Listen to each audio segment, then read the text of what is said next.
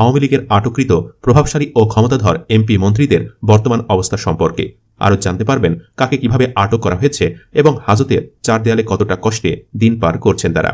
টাকার জাজিমে না শুলে ঘুম আসতো না প্রথিত আওয়ামী লীগ সরকারের সাবেক সংসদ সদস্য ও 14 দলের সমন্বয়ক আমির হোসেন আমর। সেই আমু এখন ঘুমান ঢাকার কেন্দ্রীয় কারাগারের একটি চৌকিতে। সেখানে তার সম্বল, তোষক, কম্বল, বালিশ, মগ আর থালাবাটি। বিলাসবহুল জীবনে অভ্যস্ত আমুর দিন যায় এখন মাদক মামলায় সাজা পাওয়া এক আসামির সঙ্গে গল্পগুজব করে। কুয়েটে থমথমে অবস্থা বিরাজ করছে।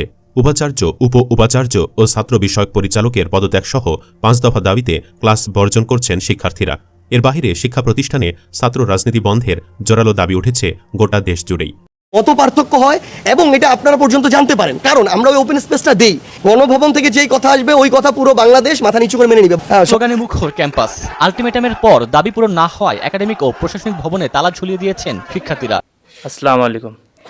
বাংলাদেশের রাজনৈতিক প্রেক্ষাপট বা রাজনৈতিক পরিস্থিতির উপর বিশ্লেষণ করে আপনাদের সামনে কিছু গুরুত্বপূর্ণ ভিডিও ফুটেজ নিয়ে হাজির হয়েছি। এমনকি দর্শক, আমি আশা করছি যারা ভিডিওটি অন করেছেন তারা ভিডিওটি না টেনে সম্পূর্ণ মনোযোগ সহকারে দেখবেন, তাহলে এই ভিডিওর মূল রহস্য বা আসল ঘটনাগুলো জানতে বা বুঝতে পারবেন। তো প্রিয় দর্শক, আমি আর বেশি কথা বাড়াবো না, চলুন দেখে আসি আজকের সেই কাঙ্ক্ষিত ভিডিওগুলো। তবে তার আগে বলি, যারা এখনও চ্যানেলটি সাবস্ক্রাইব করেননি তারা সাবস্ক্রাইব করে পাশে থাকা বেল আইকনটি বাজিয়ে দিবেন, আর যারা ইতিমধ্যে সাবস্ক্রাইব করে রেখেছেন তাদেরকে অসংখ্য ধন্যবাদ।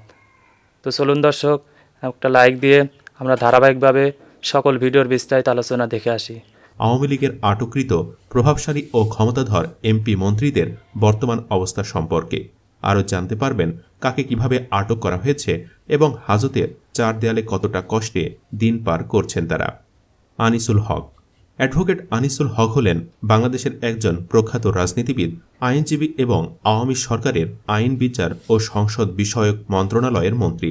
হাসিনা সরকারের আমলে যে আইন নিজেই তৈরি করত, সে আজ সেই আইনের বেড়াজালে বন্দী। 2024 সালের 5 আগস্ট শেখ হাসিনা সরকারের পদত্যাগের পর 13 আগস্ট পর্যন্ত আত্মগোপনে ছিলেন তিনি। 13 আগস্ট নদীপথে পালিয়ে যাওয়ার সময় ঢাকা সদরঘাটে পুলিশের হাতে ধরা পড়েন তিনি।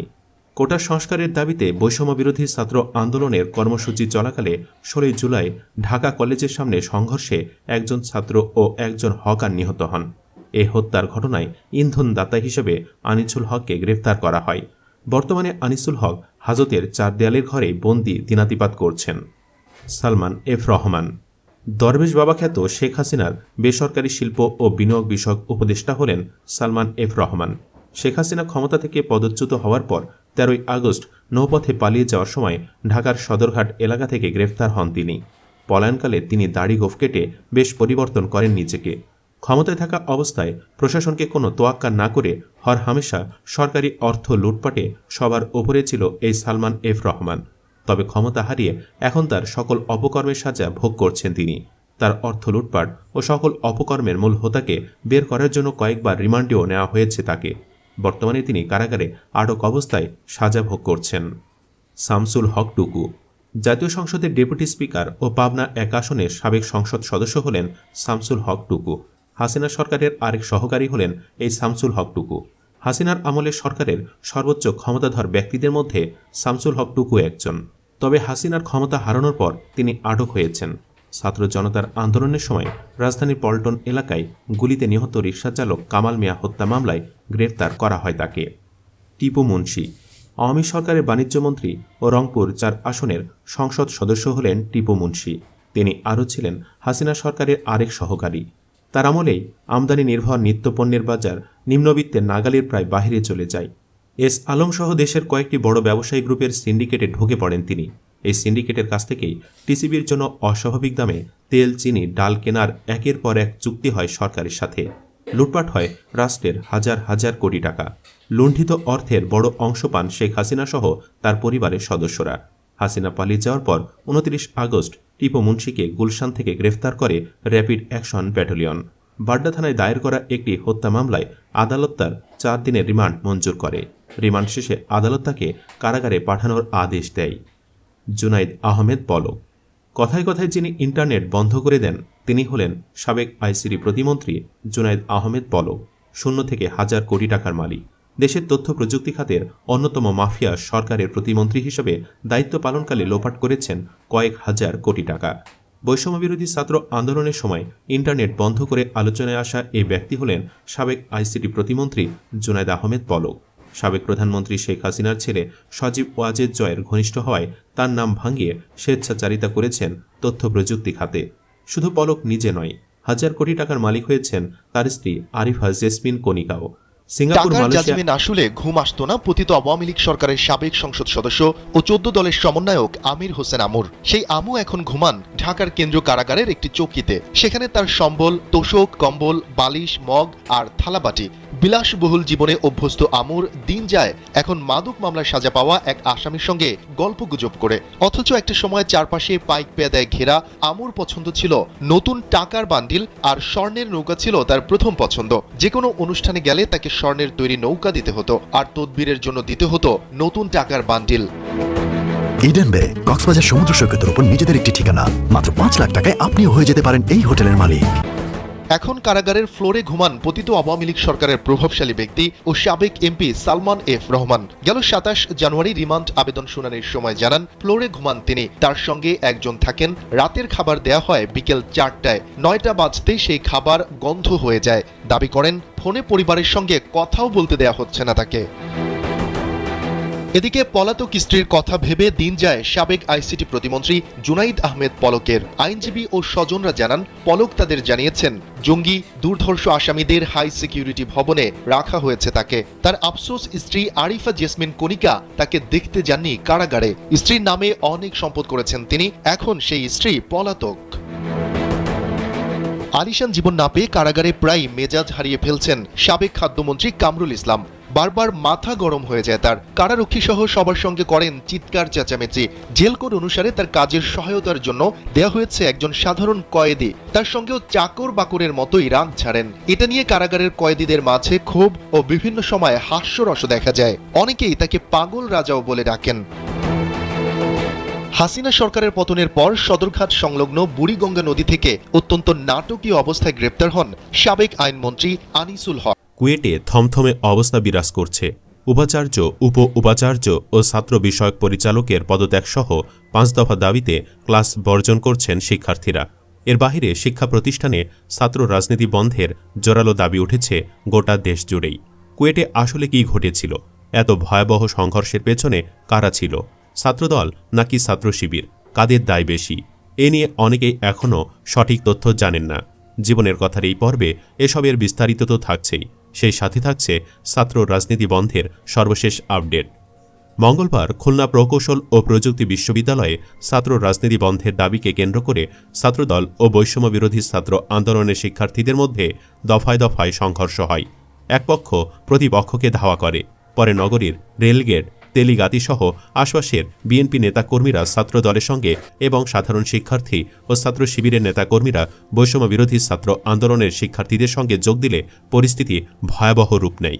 প্রায় 3 ঘণ্টাব্যাপী চলা সংঘর্ষে 50 জন আহত হন। তারপর থেকে সেখানে উত্তেজনা বিরাজ করছে। থমথমে অবস্থা ক্যাম্পাসে। এরই মধ্যে কুয়েটে এক প্রেস ব্রিফিংয়ে শিক্ষার্থীরা 5 দফা দাবি তুলে ধরেন। লিখিত বক্তব্যে শিক্ষার্থীরা বলেন, কুয়েটে ছাত্রদল ও স্থানীয় বিএনপি নেতাকর্মীরা শিক্ষার্থীদের ওপর পরিকল্পিতভাবে নৃশংস হামলা চালিয়েছে। এই পরিকল্পিতভাবে হামলার ঘটনায় জড়িত শিক্ষার্থী এবং প্রশ্রয়দাতা শিক্ষক, কর্মকর্তা কর্মচারীর বিরুদ্ধে কুয়েট প্রশাসনের পক্ষ থেকে হত্যার চেষ্টা ও নাশকতার মামলা করতে হবে এবং জড়িত সকলকে বহিষ্কার এবং ছাত্রত্ব বাতিল করতে হবে। এছাড়া বিশ্ববিদ্যালয়ে সব শিক্ষার্থী, শিক্ষক, কর্মকর্তা কর্মচারী কুয়েটের ভেতরে ও বাহিরে কোনো রাজনীতির সঙ্গে প্রত্যক্ষ বা পরোক্ষভাবে যুক্ত থাকতে পারবে না, এ সংক্রান্ত আদেশ জারি করতে হবে। এর ব্যত্যয় ঘটলে আজীবন বহিষ্কার এবং শিক্ষার্থীদের জন্য ছাত্রত্ব বাতিল করতে হবে। আগামী 28 ফেব্রুয়ারি পর্যন্ত কুয়েট শিক্ষার্থীদের নিরাপত্তা দেওয়ার জন্য ক্যাম্পাসের বাহিরে পর্যাপ্ত সংখ্যক সামরিক বাহিনীর সদস্য মোতায়েন করতে এবং হামলায় আহত সকলের চিকিৎসা সংক্রান্ত ব্যয়ভার কুয়েট প্রশাসন থেকে বহন করতে হবে। বুয়েট ছাত্রলীগের হাতে নিহত আবরার ফাহাদের ছোট ভাই ফায়াজ আবরার জানিয়েছেন, ছাত্রদলের রাজনীতির সাথে যুক্ত এমন শিক্ষার্থীদের নিয়ে মূল ঘটনার সূত্রপাত। কুয়েটের সকল প্রকার ছাত্র রাজনীতি নিষিদ্ধ, কিন্তু গত কয়েকদিনেই 22 ব্যাচের শিক্ষার্থীদের ছাত্রদলের পক্ষ থেকে রিক্রুট করা হচ্ছিল। বিশ্ববিদ্যালয় প্রশাসন কিছু না করায় সাধারণ শিক্ষার্থীরা আজ একটা মানববন্ধন করছিল। সেখানে ছাত্রদল সংশ্লিষ্ট শিক্ষার্থীরা বাধা দেওয়ার চেষ্টা করলে সাধারণ শিক্ষার্থীরা তাদের সরিয়ে দেয়। তারা বাহিরে যাওয়ার কিছুক্ষণ পরেই তাদের সাথে বহিরাগতরা মিলে ক্যাম্পাসে হামলা শুরু করে। তিনি জানান, কুয়েটের শিক্ষার্থীদের যেখানে পাচ্ছে সেখানে মারছে। হলগুলোতেও সীমানা প্রাচীর না থাকায় হামলা হচ্ছে। ইট মারছে প্রায় 4 ঘন্টা হয়ে গেলেও প্রচুর শিক্ষার্থীর মাথা ফেটে গেছে। পুলিশ প্রশাসনের কোনো উপস্থিতি নাই। কোনো রকম যদি কিন্তু ছাড়া এখন কুয়েট শিক্ষার্থীদের পাশে দাঁড়ান। আজকে কুয়েটে ছাত্র রাজনীতি ফেরাবে, কালকে আপনার ক্যাম্পাসে ফেরাবে। কোনো ক্যাম্পাসে ছাত্র রাজনীতি থাকবে নাকি থাকবে না তা সেই ক্যাম্পাসের মানুষ ঠিক করবে। বাইরে থেকে লোক এনে মারপিট করার কথা তো স্বয়ং ছাত্রলীগও কখনো ভাবত না। এমন ঘটনায় আবারও শিক্ষা প্রতিষ্ঠানের রাজনীতি নিষিদ্ধের দাবি উঠেছে। সাদিকুর রহমান খান নামের একজন বিশ্লেষক বলছেন, ক্যাম্পাসে ছাত্র রাজনীতি নিষিদ্ধ করে দেন। যাদের রাজনীতি করার শখ তারা ক্যাম্পাসের বাইরে এসে লোকাল সংগঠনের সাথে রাজনীতি করবে। ক্যাম্পাস লেখাপড়ার জায়গা, রাজনীতির না। অনেক বড় বড় কথা, ডায়লগ আর পরিবর্তনের আলাপ গত 6 মাস শুনেছি। বিএনপিকে উদ্দেশ্য করে তিনি বলেন, ক্ষমতায় আসার আগেই যদি এই অবস্থা হয়, ক্ষমতায় আসার পর ক্যাম্পাসে আর হল আবার দখল হবে। যারা নিজেদের সরকার আসার আগেই পোলা পাইনকে মেরে রক্তাক্ত করতে পারে, এরা ক্ষমতায় আসার পর কি করবে? আর এটা কোনো বিচ্ছিন্ন ঘটনা না। অনলাইনে পরিচিত বিএনপিপন্থী ভাই ব্রাদাররা জাস্টিফাই করতেছে হামলার। প্রকাশ্যে পোস্টে দিচ্ছে যে এখানে শিবির পেটানো হয়েছে, ওদের পেটানোই উচিত। কোনো রিমোর্স নাই, দুঃখ নাই, হামলার নিন্দা নাই, বিচারের দাবি নাই। নির্লজ্জের মতো আয়শা বলতেছে অমুক করলে তো তমুক হবেই। একেবারে সেম ছাত্রলীগের প্যাটার্ন। সাদ্দাম ইনানরাও সেম টোনেই কথা বলতো। ডক্টর ইউনুসকে তিনি অনুরোধ করেন, বাংলাদেশের ছাত্ররা লেখাপড়া বাদে সবকিছুই করেছে, অনেক রক্ত এরা দিয়েছে, এবার ছাত্রদের অন্তত মাফ করেন। ছাত্র রাজনীতি অফিসিয়ালি নিষিদ্ধ করেন। বাংলাদেশের রাজনীতি আর রাজনীতিবিদদেরকে সভ্য মানুষ বানাতে আপনি পারবেন না। এর চেয়ে অন্তত ক্যাম্পাসগুলোকে সেভ করে যান। রাজনৈতিক দলগুলো যত গালিগালাজি করুক, সাধারণ ছাত্রছাত্রী আর অভিভাবকরা আপনাকে সারা জীবন স্মরণ করবে দোয়ায় আর ভালোবাসায়। এ ঘটনায় যে বিএনপির ছাত্রদল দায়ী, সেটা বিএনপির মহাসচিব মির্জা ফখরুলের জামাতা ও জনপ্রিয় ব্যক্তিত্ব ফাহাম আব্দুস সালামের বয়ানেও পরিষ্কার। তিনি ফেসবুকে লিখেছেন, ছাত্রদলের একটি ছেলের স্ট্যাটাস দেখলাম, শিবির কোপানো জায়েজ ছিল, আছে, থাকবে ইনশাল্লাহ। সে কোপানো লিখছে না, কারণ জানে যে কোপানো লিখলে ফেসবুক স্ট্যাটাস খেয়ে ফেলবে। কিন্তু জায়েজ লিখতে তার কোনো আপত্তি নাই।